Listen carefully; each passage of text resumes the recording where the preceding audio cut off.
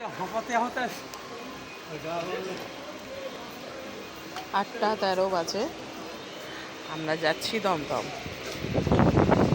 কল্যাণী থেকে ট্রেনে উঠেছি, এখন দমদম যাবো।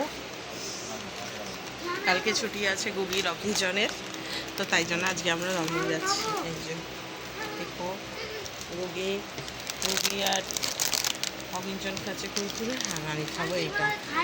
এটা হচ্ছে, ও তার আগে খেয়েছি চপ, আলুর চপ আর আমের চপ হয়ে গেছে। এখন আমরা ট্রেনে, এটা মনে হয় 5 মিনিট মতন এখানে দাঁড়াবে। ভাবে জল ছিটবে এখান থেকে,